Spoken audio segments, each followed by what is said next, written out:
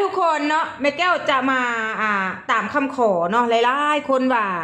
แม่แก้วว่าสั่นเนาะสอนหลักสูตรสิ้นให้แน่ว่าสั่น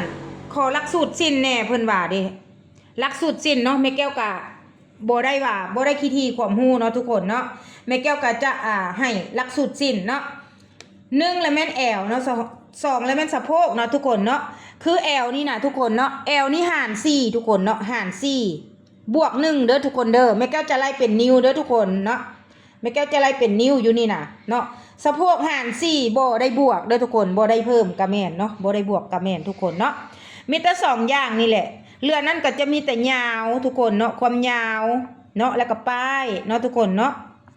ะป้ายนี้ก็สำคัญในเวลาบวกลบคูณหารออกมานะทุกคนเนาะฉะนั้นวิธีหลักสูตรก็มีแต่แบบนี้แหละทุกคนเนาะก็มีแต่ซ้ำนี้แหละทุกคนถ้าผู้ใดที่ว่าอยากรู้เนาะในเรื่องการบวกลบคูณหารเนาะก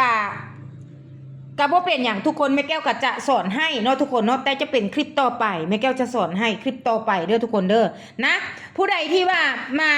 ในคลิปนี้แล้วเห็นคลิปนี้แล้วเนาะว่ามันมีประโยชน์ต่อตัวเองหรือต่อทุกๆคนเนาะที่อยากได้อยากเป็นเนาะก็ฝากกดไลค์กดแชร์ให้แม่แก้วเด้อหรือว่ากดติดตามเนาะ